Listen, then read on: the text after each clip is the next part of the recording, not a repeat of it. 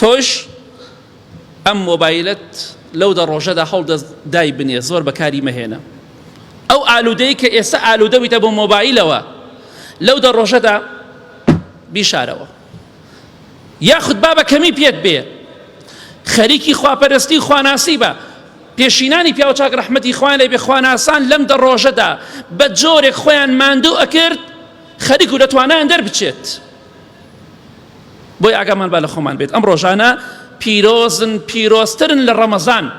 پیرۆزترن لە ڕۆژەکانی مانگی پیرۆزی ڕەمەزان بەپێی حەدیث پێغەمبەری خوا صلی الله علیه وسلم کردەوەکردن تێیدا خێرتر و چاکتر و گەورەترە لەوەی کە لە مانگی ڕەمەزاندا کە چەندێک گەورەیە هێشتا بەقەت ئەمە پیرۆز نیێت بۆی ئاگامان با لە خۆمان بێت ئەمە خاڵێکی گرنگە یەکەم خاڵ بزانین ئەم مانگە مانگێکی زۆر پیرۆزە و ئەو دە ڕۆژەش بەتایبەتی